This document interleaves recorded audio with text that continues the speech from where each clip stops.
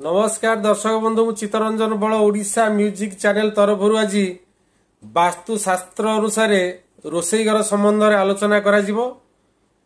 आसंतु देखिबा आपणक वास्तुरे रोसई घर केउ स्थान रे आपण करिवे बा रोसई घरे किपरि कबाट लागिबो बा कोनोसी कलर सब लगा जाए ए सब विषय रे आलोचना करा जिवो। आपण भिडियोटी की स्किप न करके संपूर्ण देखंतु।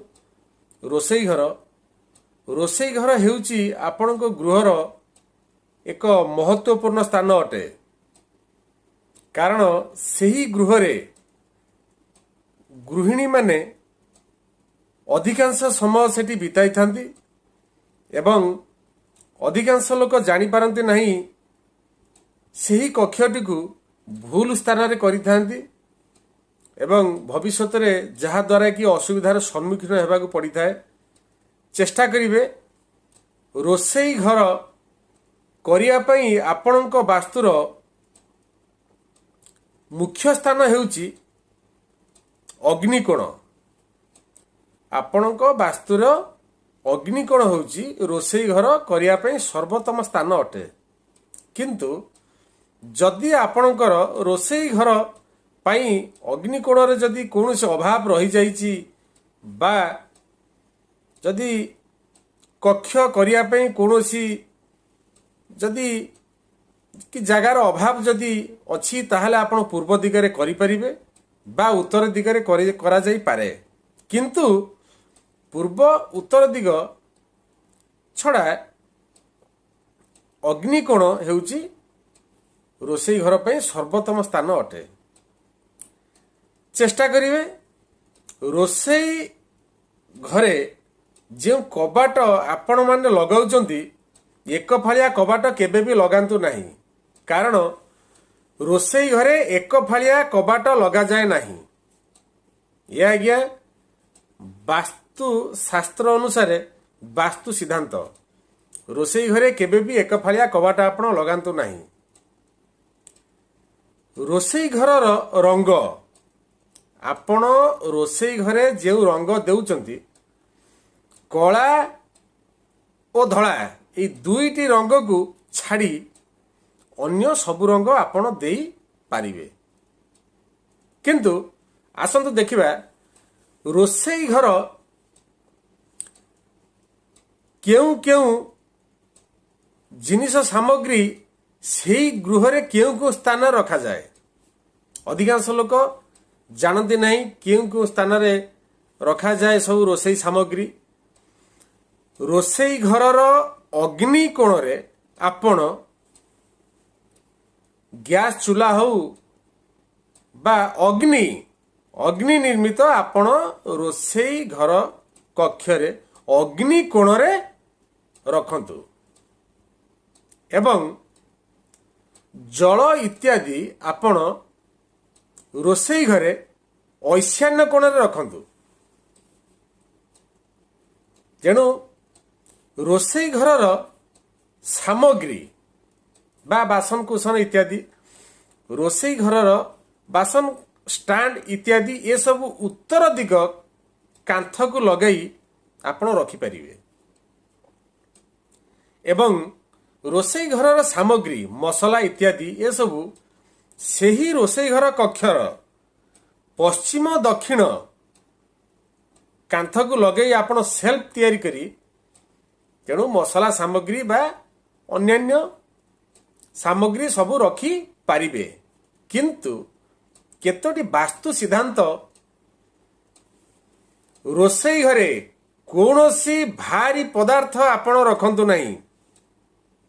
ये सबू रखिया द्वारा सबु अमंगल सृष्टि होता है। रोसई घरे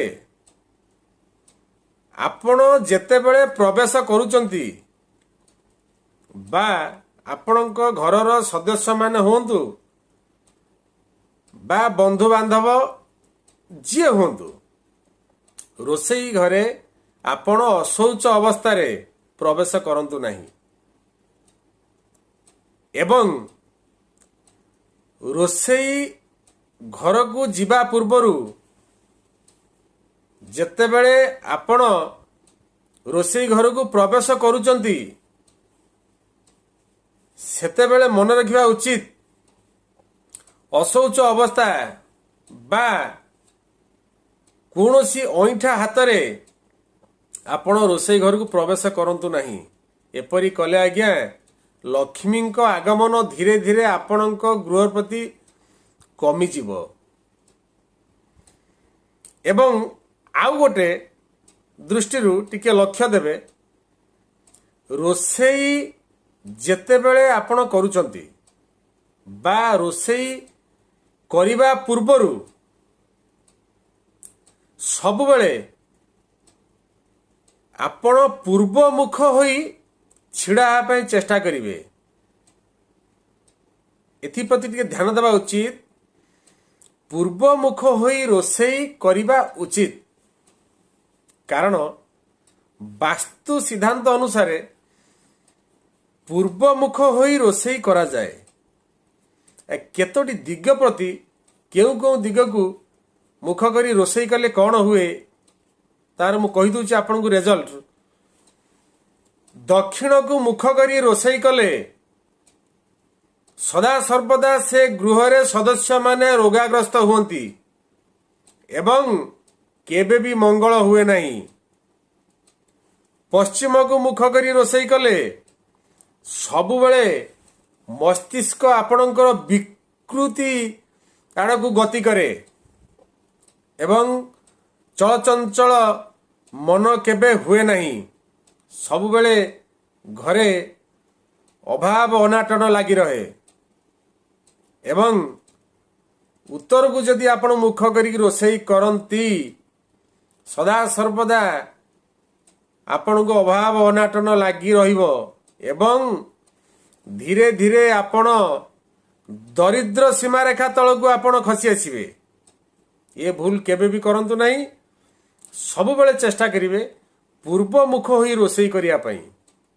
ଅଧିକାଂଶ ଲୋକ ଜାଣିପାରନ୍ତି ନାହିଁ।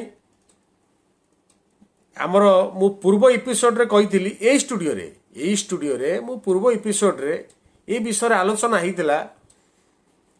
ଏଇ ଷ୍ଟୁଡିଓରେ ବି ଉପସ୍ଥିତ ଥିଲେ ଆମର ଓଡ଼ିଶାର ମାନ୍ୟଜନ୍ୟ ବାସ୍ତୁବିତ୍। ଏସବୁ ଆମର ଆଲୋଚନା ହେଇଥିଲା ଯେ କୋଉ ମୁଖକୁ ଆପଣ ପ୍ରଭାତ ସମୟରେ ଉଠି ଦେଖିଲେ ସେ ଦିନଟି ଆପଣଙ୍କର ମଙ୍ଗଳ କାମନା ହୁଏ। ମୁଁ କହିବି ପରେ। ତେଣୁ ଏ କେତୋଟି ବାସ୍ତୁ ସିଦ୍ଧାନ୍ତ ଆପଣ ଲକ୍ଷ୍ୟ ଦେବେ। ରୋଷେଇ ଘର ଯେତେବେଳେ ଆପଣ କରୁଛନ୍ତି ରୋଷେଇ ଘର ସାମ୍ନାରେ ଶୌଚାଳୟ ଆପଣ କରନ୍ତୁ ନାହିଁ ବା ଠାକୁର ଘର ଆପଣ କରନ୍ତୁ ନାହିଁ। ରୋଷେଇ ଘର ସାମ୍ନାରେ ଶୌଚାଳୟ ଠାକୁର ଘର ହୁଏ ନାହିଁ। ଏ ଆଜ୍ଞା ବାସ୍ତୁଶାସ୍ତ୍ର ଅନୁସାରେ ବାସ୍ତୁ ସିଦ୍ଧାନ୍ତ। ଚେଷ୍ଟା କରିବେ ରୋଷେଇ ଘର ଆପଣଙ୍କ ଗୃହର ସମ୍ମୁଖରେ କେବେ ବି କରନ୍ତୁ ନାହିଁ। ଆପଣଙ୍କର ଗୃହ ସମ୍ମୁଖରେ ରୋଷେଇ ଘର ହୁଏ ନାହିଁ। ଯଦି ଆପଣଙ୍କର କକ୍ଷର କିଛି ଅଭାବ ଥାଏ ତାହେଲେ କୌଣସି ଏକ ଆଢୁଆଳରେ ତେଣୁ ରୋଷେଇ ଘରଟି କରିବା ପାଇଁ ଚେଷ୍ଟା କରିବେ। କିନ୍ତୁ ସବୁବେଳେ ଚିନ୍ତା କରିବେ ରୋଷେଇ ଘର ଆଜ୍ଞା ଇଏ ଏକ ମହତ୍ୱପୂର୍ଣ୍ଣ ସ୍ଥାନ ଅଟେ। ରୋଷେଇ ଘର ଯଦି ସଦାସର୍ବଦା ଆପଣ ପରିଷ୍କାର ପରିଚ୍ଛନ୍ନ ଏବଂ ଇଏ ସବୁର ଠିକ୍ ଯଦି ଆପଣ ତାର ସବୁ ଜିନିଷ ଯଦି ଉପଯୁକ୍ତ ସମୟରେ ଯଦି ଆପଣ କରିବେ ଏବଂ ନିୟମକୁ ମାନି ଚଳିବେ ତାହେଲେ ସେ ଗୃହରେ ମଙ୍ଗଳ ହୋଇଥାଏ। କିନ୍ତୁ ବାସ୍ତୁ ସିଦ୍ଧାନ୍ତ ଅନୁସାରେ ମୁଁ ଆପଣଙ୍କୁ କହି ରଖିଲି ଯେତେବେଳେ ଆପଣ ରୋଷେଇ ଘରକୁ ସଫା କରୁଛନ୍ତି ଚେଷ୍ଟା କରିବେ ସକାଳ ସମୟରେ କିଛି ଲୁଣ ବା ଯଦି ସନ୍ଧବ ଲବଣ ପାଇଲେ ଆହୁରି ବି ଉତ୍ତମ କିଛି ପାଣି ସହିତ ଆପଣ ମିଶାଇ ସକାଳେ ଆପଣ ସେହି ପାଣିରେ ରୋଷେଇ ଗୃହକୁ ସଫା କରନ୍ତୁ। ଦେଖିବେ ସବୁବେଳେ ଆପଣଙ୍କର ମଙ୍ଗଳ କାମନା ହେବ। କିନ୍ତୁ ରୋଷେଇ ଘରର ସାମଗ୍ରୀ ପ୍ରତି ଟିକେ ଦୃଷ୍ଟି ଦେବା ଉଚିତ। ଏପରି ସବୁ ସାମଗ୍ରୀ ରଖିବେ ଯେମିତି କୌଣସି ଘରର ସଦସ୍ୟ ବା ବନ୍ଧୁ ବାନ୍ଧବଙ୍କୁ ଦେଖା ନଯିବା ଉଚିତ। ସେ ସବୁ ସାମଗ୍ରୀ ଆଢୁଆଳରେ ରହିବା ଉଚିତ। ତେଣୁ ଏଥିପ୍ରତି ଟିକେ ଧ୍ୟାନ ଦେବା ଉଚିତ।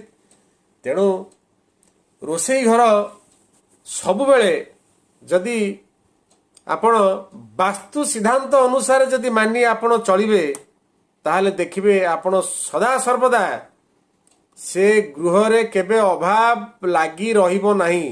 ଏ ଆଜ୍ଞା ବାସ୍ତୁଶାସ୍ତ୍ର ଅନୁସାରେ ବାସ୍ତୁ ସିଦ୍ଧାନ୍ତ। ତେଣୁ ଭଲ ଭଲ ଏପିସୋଡ ସବୁ ଦିଆଯାଇଛି, ସବୁ ବାସ୍ତୁବିତ୍ ମାନେ ଦେଇଛନ୍ତି। ଆପଣ ଏଥିରେ ତିଳେ ମାତ୍ର କୌଣସି ଆଜ୍ଞା ଭୁଲ ନାହିଁ।